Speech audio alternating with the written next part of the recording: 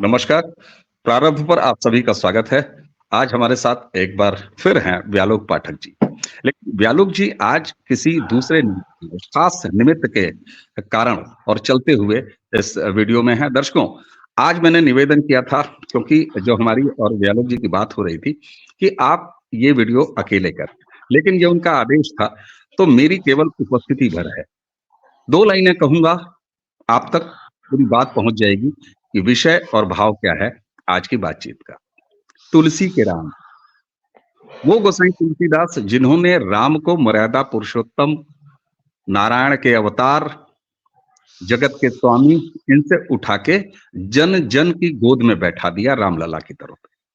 आज भी कोई दूल्हा शादी होते हुए राजा राम होता है, कोई वधू शादी होते हुए जनक नंदिनी होती है। तो ये गोसाई जी हैं और ये गोसाई जी का राम। गोसाई जी से बात शुरू करके आएँगे प्रधानमंत्री नरेंद्र मोदी के उस कथन पर कि राम काज कीन्हे बिना मोहि कहाँ विश्राम। इस तरह से देखिए राम की कल्पना तुलसीदास से शुरू होके आज जिस वर्तमान में हम जी रहे हैं, वहाँ किस तरीके से हमारे सामने है, देश के सामने है, विश्व के सामने है। व्यालोक जी, माफ कीजिएगा इससे ज्यादा मैं कोई भूमिका नहीं बना सकता। Over to you. सबसे पहले तो दर्शकों को एक बार प्रेम से जय सिया राम और आपको भी। और दूसरी बात ये कि दर्शकों से थोड़ी सी क्षमा याचना कि मेरी आवाज में ये जो बेस झलक रहा है, हालांकि कई दर्शकों को बहुत पसंद भी आया है, वो अमिताभ बच्चन वाला बेस अनायास नहीं है, थोड़ी सी ठंड का असर है। बहरहाल विषय ऐसा है कि इस पर कितने पन्ने कार्य किए जाएं, कितना बोला जाए, कितना खुश हुआ जाए, कितना आह्लादित हुआ जाए, कितना नाचा जाए, कितना गाया जाए, उसकी कोई सीमा नहीं है।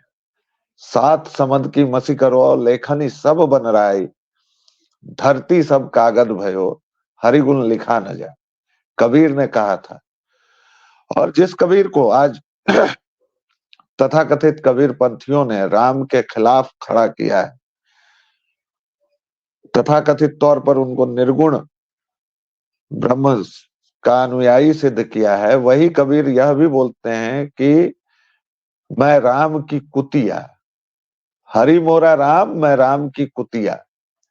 कबीर यहां तक पहुंचे हैं कि कुकुर और कुतिया हो गए हैं, कुकुर भी नहीं हुए हैं, कुतिया हुए हैं।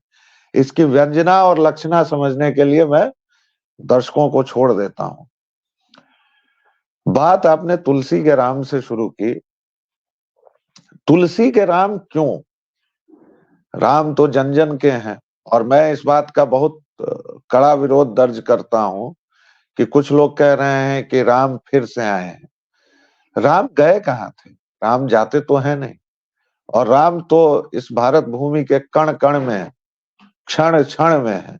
और जिन लोगों ने राम को बिसराया, जिन लोगों ने राम को इस देश की धर्म प्राण जनता से अलग करने का षड्यंत्र किया, उन्हें इस देश ने कैसा मजा चखाया है वह मैं आज नहीं कहूंगा, क्योंकि आज मैं राजनीतिक बात कोई भी नहीं करूंगा।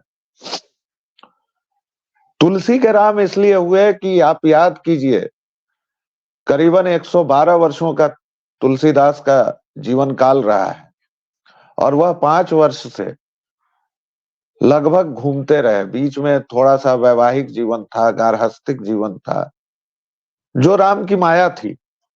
इसके अलावा उन्होंने राम कथा कही, रामचरितमानस लिखा। जो रामचरितमानस आज ये 2 कौड़ी के कन्वर्टेड मियाँ जी या राइस बैग कन्वर्टेड क्रिश्चियंस हों या क्रिप्टो क्रिश्चियंस हों, वो कहते हैं कि रामचरितमानस वैश्विक महाकाव्यों में 46वें स्थान पर है। मुझे लगता है कि अपने तमाम जन धन बल को लगाकर बाइबल को इन्होंने नंबर 1 जो भी बना दिया हो, लेकिन रामचरितमानस वह महाकाव्य है जो 600 वर्षों से इस देश में किसी भी सनातनी के घर में, भगवत गीता हो ना हो, रामायण हो ना हो, महाभारत हो ना हो, महाभारत को लेकर तो इन लोगों ने ऐसा षड्यंत्र फैलाया और लोगों के मन में यह बैठा दिया कि महाभारत होता है तो झगड़ा हो जाता है घर में।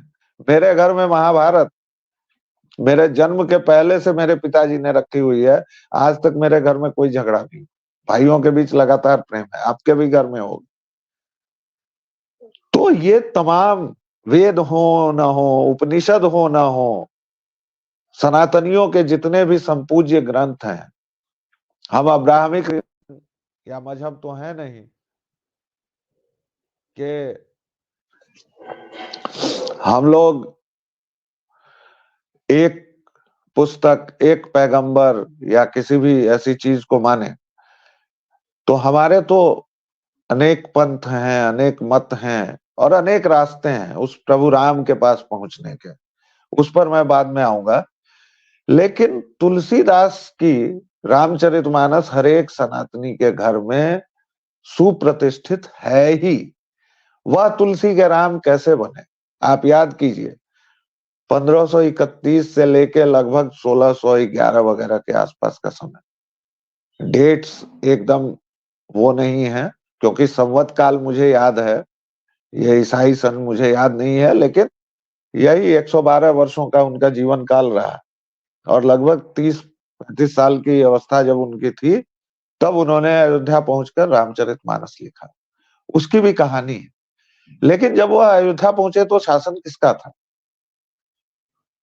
So called liberal, so called secular, so called Ganga जमनी तहजीब के महाप्राण महानेता श्रीमान अकबर जी का। और उस अकबर के शासनकाल में अयोध्या जी की क्या हालत थी, यह कभी श्री राम का गुणगान करने वाले तुलसीदास की जीवनी है, गोसाई चरित। अधिकतर सनातनियों को उसका नाम भी नहीं पता होगा, बेनी माधव जी ने लिखा है जो उनके शिष्य थे। अब शायद वह पुस्तक अप्राप्य भी हो गई है। उसमें आप पढ़िए कि उस समय राम जन्मभूमि की क्या दुर्दशा की थी म्लेच्छों ने। वह ढांचा जिस पर आज भी तीसरे दर्जे के कन्वर्टेड मौलाना जी, मियाँ जी, लोग लुगाइन सब आंसू बहा रहे हैं और कह रहे हैं कि फलाने जी आएंगे, चिलाने जी आएंगे, हमारी मस्जिद शहीद हो गई। उसके बारे में खुद के मोहम्मद ने क्या लिखा है वह पढ़ना चाहिए कि वह कितनी मस्जिद थी। 12 स्तंभ एकदम वैसे ही थे जैसे आज ज्ञानवापी को आंख के अंधों के अलावा कोई यह नहीं कह सकता कि वह मस्जिद है। लेकिन उसके लिए भी सनातनी कोर्ट में लड़ाई लड़ रहे हैं। इसलिए लड़ रहे हैं क्योंकि सनातनियों का विश्वास है, उनकी आस्था है, और वह कभी अब्राहमिक धर्मों की तरह क्रूर, बर्बर, मतांध और मेरा ही रास्ता सही है, ओनली माई वे और हाईवे पर कभी नहीं चलते हैं। एकम सत विप्रा बहुधा वदंती, यह हर एक सनातनी के जेहन में है। वह चाहे धिम्मी हो, चाहे सनातनी हो, चाहे तीसरे दर्जे का येचुरी टाइप का हिंदू हो, जिसे हिंदू कहने में भी लाज आती है, जिसके नाम में सीताराम है, वह जिस तरह के वक्तव्य देता है, जिस तरह की बातें करता है। तो उस समय जो व्यवस्था थी, दुर्व्यवस्था थी। एक चबूतरा दिया गया था रामलला के पूजन के लिए और उसी पर बेचारे हिंदू करते थे और आसपास विधर्मियों का डेरा रहता था। तथाकथित सूफी, इस पर एक अलग वीडियो की जरूरत है कि सूफी कौन थे, क्या थे। जो लोग तथाकथित संत महात्मा बताए जाते थे, सूफियों ने क्या उस समय दुर्गंध मचाई हुई थी, यह सब आपको मिल जाएगा। आजकल बहुत कुछ गूगल पर उपलब्ध है। हालांकि ये चूंकि किसी ने लिखा नहीं है तो बहुत जानकारी नहीं मिलेगी, लेकिन फिर भी मिलेगी। और तुलसीदास ने क्या किया? क्या वो रोने धोने लगे? क्या वो हाय हाय करने लगे? नहीं। उन्होंने प्रभु श्री राम को कहा कि प्रभु अब तुम्हारा काम, तुम्हारे आदेश से मैं करता हूं। और उनको आदेश मिला कि श्री रामचरितमानस लिखो। लेकिन जैसे हनुमान जी दूत बनकर गए थे, तो उनको क्या प्रभु श्री राम ने कहा था कि तुम लंका जला देना? लेकिन उन्होंने जला दी। आज का युग होगा, सरकारी महकमा कोई होगा तो उनसे 10 तरह के शो कॉज नोटिस पूछ लेते हैं भगवान राम। कहते कि भाई तुमने ये क्यों कर दिया? मैंने तो तुमको केवल संदेश लेके जाने को कहा था। लेकिन दौत्य कार्य क्या होता है, यह भी समझना पड़ेगा, खासतौर से जनरेशन जी के जो लोग हैं उनको, कि दूत उसी को बनाया जाता था जो 6 वेदांगों में पारत हो, जो अपने नियोक्ता की, मैं नियोक्ता कह रहा हूं, हालांकि प्रभु श्री राम और भगवान हनुमान का तो रिश्ता अजीब है, वह तो अलग है, फिर भी वह अपने नियोक्ता की बात पूरी तरह समझ ले और उससे आगे का कुछ काम करके आए। तो ये 2 शर्तें जो हैं कि उसको सभी शास्त्रों में पारत होना चाहिए, पारंगत होना चाहिए, और अपने नियोक्ता की, अपने प्रभु की बात बिल्कुल समझ के उससे आगे की बात करनी। तो हनुमान जी ने ये किया। और तुलसीदास जी ने क्या किया? श्री राम जी ने उनको नहीं कहा था कि तुम अखाड़े बनवाओ। आज जो आप अयोध्या जी में या हनुमानगढ़ी में या उसके आसपास जो अखाड़े देख रहे हैं, और उनमें से कुछ 500 वर्षों से ज्यादा से चल रहे हैं, वो तुलसीदास की देन है। आप देखिए कि हमारे सन्यासी, हमारे विरक्त क्या क्या करते थे। उन्हीं तुलसीदास जी ने, जब अयोध्या में प्लेग फैला था, तो अपने उन्हीं रणबांकुरों से अयोध्या जी की सहायता की थी और बहुत को मरने से बचाया था। और उनके अखाड़ों में कौन थे? आजकल जो एक हमारे मित्र हैं, उन्होंने एक बड़ा अच्छा शब्द दिया है, जातंकवादी। हालांकि उन्होंने सुविधा के लिए जाति और आतंकवादी जोड़ दिया है, और उसका सही संधि जो उसकी होगी वह जात्यंकवादी होगी, लेकिन लोगों के लिए उन्होंने जातंकवादी लिखा है। तो आज के जातंकवादी, जैसे मैं अभी जहां बिहार में बैठा हूं, यहाँ का तथाकथित मुख्यमंत्री तुगलक कुमार एक जाति यात्रा पर अलग निकल रहे हैं। कांग्रेस का युवराज विषधर राहुल लगातार उसकी बात कर रहा है। माफ कीजिएगा, 2-3 लाइनें राजनीतिक निकल जाती हैं, क्योंकि वह, इन लोगों ने इतने कुकर्म किए हैं कि वह बीच बीच में आ जाता है। बहरहाल, उसमें खटीक थे, उसमें पासी थे, और उसमें जिनकी जाति तथाकथित तौर पर सबसे उच्च थी वो अहीर थे। आज भी जाइए अखाड़ों में, देखिए अहीरों की उपस्थिति, जिसको आजकल ये यादव कहते हैं, और जिसके कुलभूषण श्रीमान अखिलेश यादव जी इतनी गालियां दिलवा रहे हैं सनातन अपने उल्लू के पट्टे से। और मैं नहीं कहूंगा वो उल्लू का पट्टा क्या है, मैं उसका नाम भी नहीं लेना चाहता। उन्होंने इन लोगों से बनवाई। कुछ क्षत्रिय थे, कुछ कम संख्या में ब्राह्मण भी थे, कुछ तथाकथित फॉरवर्ड भी थे, लेकिन अधिकांशतः ये थे।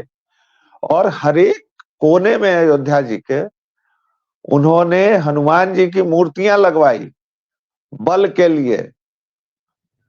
और हनुमान चालीसा आप पढ़िए, उसमें क्या है? उसमें केवल बल की प्रार्थना है, घिघियाहट नहीं है।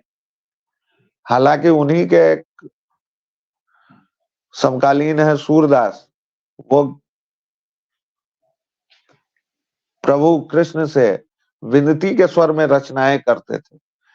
तो सूरदास के गुरु ने क्या कहा पता है?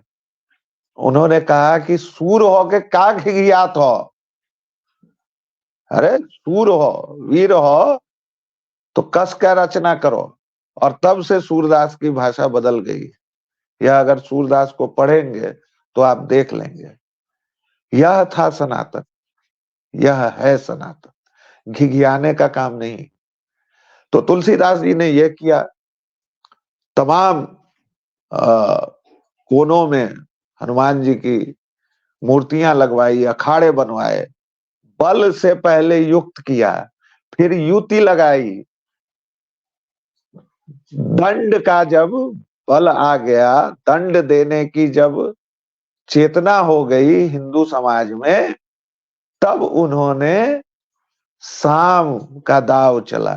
और एक हिंदू उस समय बहुत प्रभावशाली थे अकबर के दरबार में, टोडरमल, और बहुत धन भी था उनके पास, दाम भी था। उससे उन्होंने रामनवमी की जो उस समय सरकारी विज्ञापन वगैरह होता है, अकबर से वो निकलवाया, और तब रामनवमी हुई। एक दो दिन में नहीं हुई, रामनवमी पर रोक था। आप सोचिए, प्रभु श्री राम की जगह पर आप उनका जन्मोत्सव नहीं मना सकते थे। ये किया था अकबर ने, हुमायूं ने, बाबर ने, जिनको आज हम पढ़ते हैं, और उन्हीं चोरों के नाम पर, डकैतों के नाम पर हमारी राजधानी में सड़कों के नाम। इतिहास से हमें इस कदर हीन किया गया है कि हम समझ ही नहीं पा रहे हैं कि हम किसको अपना आदर्श बना रहे हैं। और ये वीडियो खास तौर से मैं जनरेशन जी के लोगों के लिए बोल रहा हूं। तो तुलसीदास ने ये किया, और इसीलिए तुलसी के राम हुए। अब मैं भाई अवनीश जी से कहूंगा कि 2 सेकंड वो अपनी बात कहें, ताकि मेरे गले को थोड़ा विश्राम मिले, और उसके बाद हम मोदी जी के राम पर आए। बिल्कुल। और जिस तरीके से आपने मर्यादा पुरुषोत्तम भगवान राम और गोसाई तुलसीदास के रिश्ते को व्याख्यात किया और उनके अयोध्या संयोग, तो आप एक देखिए, आपने एक बात कही कि उन्होंने अखाड़े बनवाए, और उन अखाड़ों में जो जातीय संरचना थी, आपने उसकी भी बात की। तो ऐसे में मुझे याद आता है साथ में, जब आपने ये कहा कि उस समय के साधु, उस समय के सन्यासी किस किस तरीके का काम करते थे, तो महाराज, आई एम सॉरी टू से, लेकिन मुझे उत्तर प्रदेश के वर्तमान मुख्यमंत्री योगी आदित्यनाथ याद आते हैं।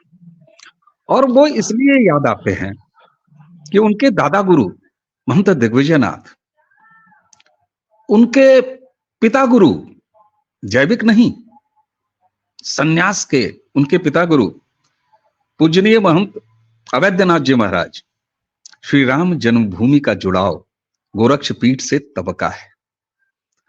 हालांकि दर्शकों को, बहुत सारे दर्शकों को ये पता होगा कि योगी आदित्यनाथ के दादा गुरु दिग्विजयनाथ जी महाराज पर कई आरोप भी लगे आजादी के आसपास की घटनाओं के चलते, सीधे सीधे कह दूं तो है एक हत्या के चलते। बहरहाल वो प्रसंग से बाहर है। कल जब विकास कार्यों का उद्घाटन कर रहे थे प्रधानमंत्री नरेंद्र मोदी अयोध्या में, बहुत सारे दर्शकों ने गौर किया होगा, मैं भी देख रहा था, मैं वहां नहीं था, मैं नरेंद्र मोदी जी के यूट्यूब चैनल पर देख रहा था। योगी जी भावुक दिखे, उनके आंखों में आंसू थे। हम जैसे उम्र के लोग जो आज 50 के लपेटे में हैं, हमें से बहुत सारे लोगों ने अपने पिछवाड़े पर लाठी खाई है, और राम जी के नाम की लाठी खाई है। तो तुलसीदास जी ने न सिर्फ जन जन में राम को बैठाया, बल्कि अब तो ये कहा जा सकता है व्यालोक भाई, इस पूरे प्रसंग को सामने रखते हुए, कि उन्होंने मर्यादा पुरुषोत्तम भगवान राम को उनकी ही जन्म भूमि में भी रखवाया। जब मैं रखवाने की बात कर रहा हूं तो कोई फिजिकल तरीके से रखवाने की बात नहीं कर रहा हूं, लेकिन रामनवमी अगर अकबर के शासन काल में बाबा तुलसी को मनवानी पड़े, और वो भी कहां मनवानी पड़े, अयोध्या में मनवानी पड़े, इस इतिहास को कैसे भूल सकता है कोई। और अब जब श्री अयोध्या का भूगोल बदल रहा है, इतिहास वाकई में इतिहास हो रहा है, तो मैं एक जुमला लगातार मेरे जबान पर चढ़ा हुआ है, मेरे मुंह पे चढ़ा हुआ है कल परसों से, जब से राजनीति और विपक्षी दलों का अवसाद, उनका मवाद, उनका फोड़ा फूट फूट के बह रहा है, कि राम की राजनीति करने का नैतिक और राजनैतिक दोनों अधिकार भारतीय जनता पार्टी के पास है। और वो इसलिए है कि भारतीय जनता पार्टी ने चुनाव दर चुनाव हारते हुए भी राम मंदिर का मुद्दा अपने घोषणा पत्र में लिख लिख के दिया और चुनाव हारती गई। लेकिन उस विपक्ष के पास इसका कोई नैतिक और राजनीतिक अधिकार नहीं है, क्योंकि वो राम पर राजनीति करते हैं। There is a big difference between Ram की राजनीति और राम पर राजनीति। गोसाई तुलसीदास जी को तो आपने गिना दिया सर। अब जरा इस अजीब अनूठे प्रयोग को जोड़िए बाबा तुलसीदास और फिर नरेंद्र मोदी का ये हुआ कि राम काज कीन्हे बिना मोहि कहां विश्राम। अगर बाबा गोसाई तुलसीदास ने रामनवमी वहां शुरू कराई, तो अब क्या हो रहा है जब इतिहास वाकई सच्चे अर्थों में इतिहास बन रहा है? इसके पहले एक बात मैं दर्शकों का ध्यान दिलाना चाहूंगा।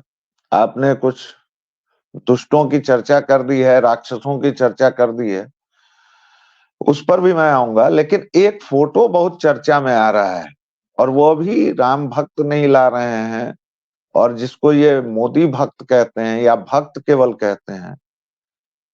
मैं भाजपा का सदस्य नहीं हूं, मैं विद्यार्थी परिषद से जुड़ा रहा और मैं राष्ट्रवादी चिंतन धारा से जुड़ा हुआ हूं। आप भी सदस्य नहीं है, मुझे पता है। इवन मिस कॉल वाला भी नहीं। यस, मिस्ड कॉल वाला भी नहीं हूं, लेकिन राष्ट्रवाद से हम लोग जुड़े हैं। एक फोटो ये लोग लगातार वायरल कर रहे हैं जिसमें मोदी जी बड़े हैं, मतलब बड़े क्या हैं, वो जो हैं वो हैं, और प्रभु राम छोटे आकार में चित्र में दिखाई दे रहे हैं और उनकी उंगली पकड़ के मोदी जी जा रहे हैं।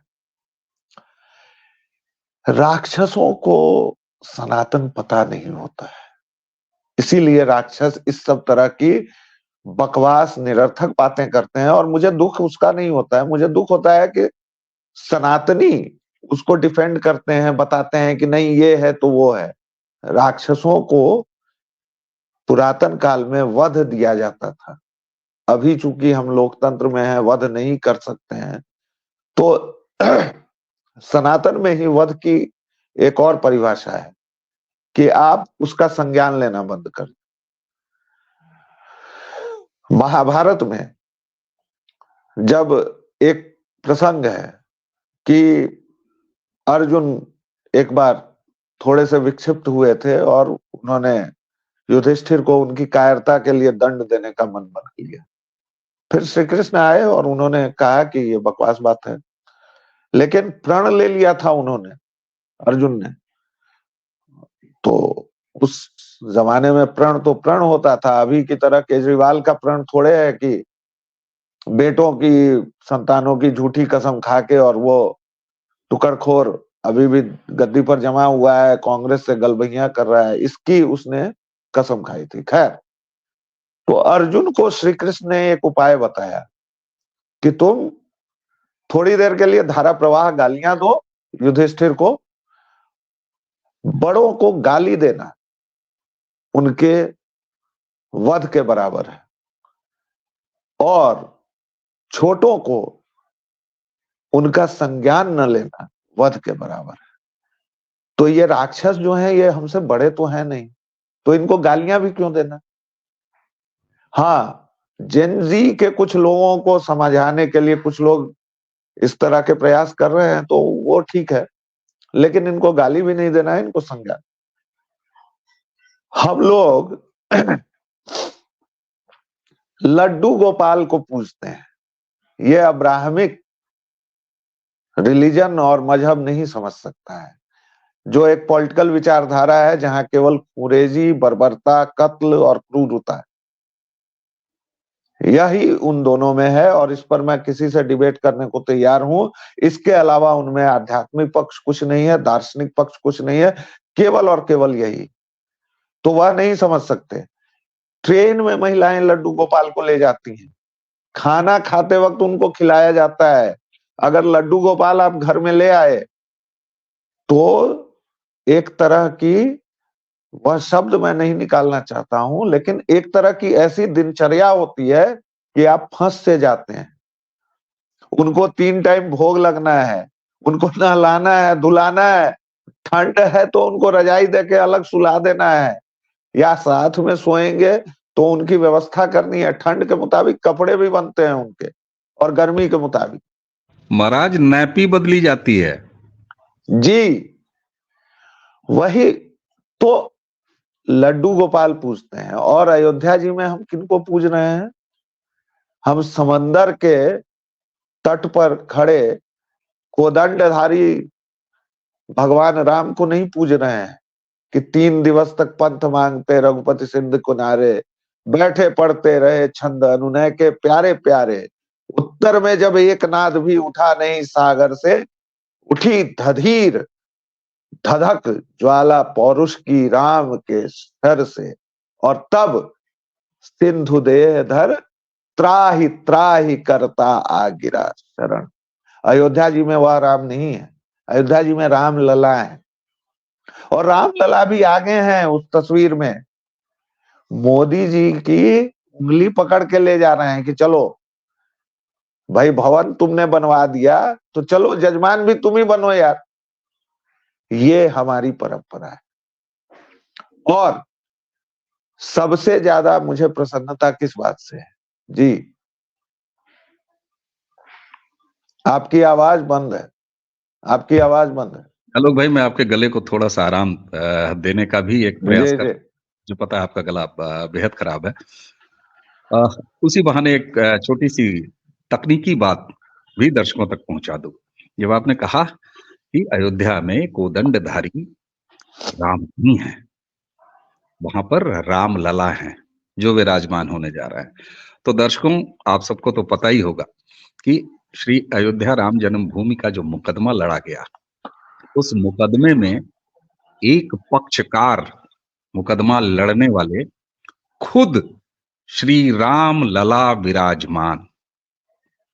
कोई फाइल उठा के देख ले उस मुकदमे की, अब पब्लिक डोमेन में है। श्री राम लला विराजमान अपने बाल रूप में स्वयं सिविल का वो मुकदमा लड़ते रहे। चूंकि श्री राम लला छोटे थे, नाबालिग हैं, अल्पवयस्क हैं, इसलिए वो डिपोनेंट थे याचिकर्ता के। याचिकर्ता ने मुकदमा नहीं लड़ा, मुकदमा मर्यादा पुरुषोत्तम भगवान राम ने रामलला विराजमान छोटू से राम उनके रूप में लड़ा है और जीता है। तो उस फोटो को, उसके भाव को इस तकनीक से मिला के जरा समझिए, तो मुझे लगता है कि ये सारी चीजें साफ हो जाती हैं। जी वेलोग भाई। मुझे सबसे अधिक जो प्रसन्नता है, जो आह्लाद है, जो गौरव है कि यह सनातन का पुनर्जागरण है, यह सनातन का उद्घोष है। और यह केवल अयोध्या जी में या भारतवर्ष में नहीं है, यह पूरे विश्व में हो रहा है। 80 देशों से अधिक के प्रतिनिधि आ रहे हैं। यह वही देश था जहां का प्रथम प्रधानमंत्री, तथा कथित आजादी के बाद का प्रथम प्रधानमंत्री इतना बेगैरत था, इतना नालायक था कि वह खुद को दुर्घटनावश हिंदू बताता था। वह इतना बेगैरत था कि अपनी हिंदू पहचान पर शर्मिंदा होता था। और नरेंद्र मोदी वही प्रधानमंत्री हैं जिन्होंने नाच नाच कर, घूम घूम कर, गा गा कर सनातन के होने पर, उस गौरवशाली परंपरा का वाहक होने पर खुद को गौरवान्वित किया। पूरी दुनिया को बताया कि भारत का प्रधानमंत्री सेकुलर नहीं है, वह सनातनी है।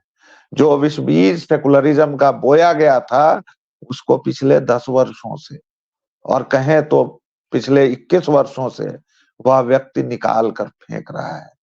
और अभी भी उस विश्व वृक्ष की जड़ें इतनी गहरी हैं कि ये लोग, ये रजाकार ओवैसी हो या थर्ड ग्रेड जो कन्वर्टेड है शफीकुर रहमान बर्क, या फिर कांग्रेसी हो, कुकर्मी कांग्रेसी, या व्यभिचारी वामपंथी हो, ये लोग क्या कर रहे हैं ये सब देख रहे हैं। और उस व्यक्ति ने कभी त्रिपुंड लगाकर, कभी केदारनाथ में पूरा वो चोला पहनकर, कभी गंगा जी से वो लोटा लेकर अकेले निकलते हुए, कभी यही 5 अगस्त 2020 का वो दिन था जब भारत का प्रधानमंत्री रामलला विराजमान के सामने साष्टांग हुआ था। साष्टांग मतलब क्या? जब आपके 8 अंग धरती से छूते हैं और आप प्रणाम करते हैं, वह होता है साष्टांग। और तब सनातन की पुनर्स्थापना हुई थी, पुनर्जागरण हुआ था।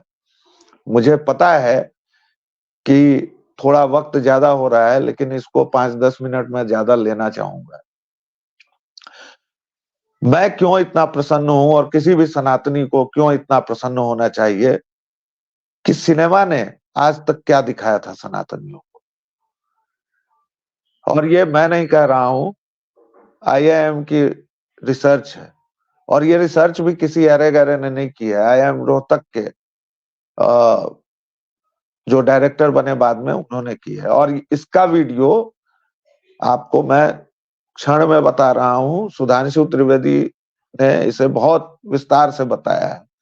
लेकिन आप सामान्य तौर पर याद कीजिए, 2014 के पहले और अभी तक इनकी मजाल क्या है कि अगर कोई तिलकधारी है, त्रिपुंडधारी है,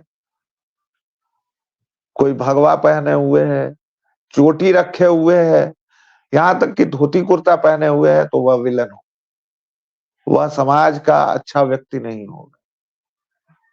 अभी जब तांडव सीरीज पर तांडव मचा सनातनियों की ओर से, तब इनमें थोड़ी सी गिरावट आई है। तो सिनेमा का एक नैरेटिव जो है वह अब बदलने लगा है। अभी हाल में एक फिल्म आई है एनिमल, वह मुझे बहुत पसंद नहीं आई क्योंकि उसमें थोड़ा महिला विरोध है और बहुत सारी चीजें हैं। लेकिन उसकी एक चीज बड़ी चौंकाने वाली है अवनीश भाई, अगर आपने नहीं देखी है तो मैं आपको बताता हूँ। उसमें जो विलन है वह 3 बीवीधारी 8 बच्चाधारी बीवी का मैरिटल रेप करने वाला अरबाज है, कोई सुरेश रमेश दिनेश नहीं है। तो यह जो एक बदलाव है, जो चीजें आई हैं, उस पर बहुत हंगामा भी हुआ है। वह नरेंद्र मोदी ने वह आख्यान बदला है, इसलिए वो मोदी के राम है। और इस पर कोई अगर बेवकूफी वाली बात करता है तो भाई, भाजपा ने राम की राजनीति की है और तुम लोग कहते हो कि सेकुलर बनाओ। अरे राजनीति जब धर्म से विलग हो जाएगी तो वह राजनीति कैसी रहेगी? राजनीति तो हमेशा धर्म की हुई है इस देश में, चाहे चंद्रगुप्त रहे हो चाहे नरेंद्र मोदी रहे हो। और राजनीति धर्म की होनी चाहिए। राजनीति धर्म की नहीं थी तो 60 वर्षों तक आपने देखा क्या क्या कुकर्म नहीं झेले इस देश। और दूसरी, अब मैं समेट रहा हूं अवनीश भाई, अब घबराइएगा मत। वामपंथी डकैतों ने जो एक आख्यान बनाया था, आप देखिए, सीताराम नाम में है, पिता ने क्या सोचकर नाम रखा होगा, कितने भावुक होकर नाम रखा होगा। और यह मूर्ख, मूर्ख नहीं, यह दंभी पाखंडी डकैत जो है, वह कहता है कि धर्म की राजनीति हो रही है, मैं नहीं जाऊंगा। नरेंद्र मोदी ने इन डकैतों चोरों को उनके सारे कपड़े छीनकर वस्त्र विहीन कर दिया है और अब वह सड़क पर हा हुसैन कर रहे हैं। ये सबसे बड़ा योगदान है नरेंद्र मोदी का, इसलिए नरेंद्र मोदी ये ही राम है। आज तक किसी प्रधानमंत्री ने यह साहस नहीं किया था। साहस 14% उस समय थे मुसलमान, 14% वोट के लिए यह साहस नहीं हुआ था किसी प्रधानमंत्री का कि वह भगवा धारण कर ले, त्रिपुंड लगा ले। आप देख लीजिए, इंदिरा गांधी चूंकि धीरेन्द्र ब्रह्मचारी की चेलिन थी तो रुद्राक्ष पहनती थी, लेकिन उसके अलग थे, साइंटिफिक टेम्पर वाला था। रुद्राक्ष का साइंटिफिक टेम्पर क्या होता है भाई? रुद्राक्ष रुद्राक्ष होता है। और रुद्राक्ष की ये मेरी माला नहीं पहनी उन्होंने, छोटे मन को वाली, या 10 मुखी 11 मुखी। वो पूरा इतना बड़ा झबला लेके रुद्राक्ष हाथ में, इसमें और कटोरे में और फूल और हाथ में वह जल लेकर गंगा मैया का गए थे अभिषेक करने और साष्टांग दंडवत हुए थे। इसलिए वो मोदी के राम है और मोदी के ही राम रहेंगे। इसमें जिस किसी को आपत्ति है उसको जय सिया राम। बस यही अपनी बात खत्म करता हूं, क्योंकि अब जो मैं अमूमन नहीं होता हूं, थोड़ा भावुक मैं भी हो रहा हूं। जी, मैं समझ रहा हूं और भावुक होना गर्व है, उसमें गर्व है। भावुक होने में जो भाव है उसको शब्दों में नहीं समझा जा सकता, इसलिए बेहतर है कि आप खामोश रह के, मौन रह के, आपकी आंखें आप जैसे करोड़ों व्यक्तियों जिसमें मैं भी शामिल हूं। मैं एक बार फिर कहूंगा कि अगर मोदी राम की राजनीति कर रहे हैं तो ये उनकी विचारधारा, उनकी राजनीतिक पार्टी का नैतिक, राजनैतिक, धार्मिक अधिकार है। और सुन ले वो गिरोह, यह अधिकार सर्वाधिकार सुरक्षित है, एकल अधिकार है, क्योंकि वो राम की राजनीति कर रहे हैं और बाकी सब राम पर राजनीति कर रहे हैं। तो व्यालोक भाई, तुलसी के राम, नरेंद्र मोदी का कथन, राम काज कीन्हे बिना मोहि कहां विश्राम। तो इसी के साथ आज की चर्चा में बोला जाए जय सिया राम, जय श्री राम, जय सिया राम, जय श्री राम। तो इसी के साथ हमें और व्यालोक भाई को इजाजत दीजिए, आज्ञा दीजिए। बहुत सारे लोग मेरे इजाजत, आज्ञा से मतलब आज्ञा से नहीं चिढ़ते, इजाजत से चिढ़ जाते हैं, लेकिन जिए उस तरह से जैसे गोसाईदास ने उठा के राम जी को एक एक घर में, एक एक घर की मिट्टी से सान दिया। इस तरह से साना कि दुल्हा काना भी हो तो राम है, दुल्हन कुबड़ी भी हो तो जनक नंदिनी मां सीता है। तो व्यालोक भाई, आपने समय दिया, मैं अब आपको ज्यादा भाव नहीं दूं। और अरे, ये पुण्य पुरुषों की तरह मेरे हाथ क्यों चल रहा है। बहरहाल दर्शकों, इसी के साथ हमें और व्यालोक भाई दोनों को आज्ञा दीजिए।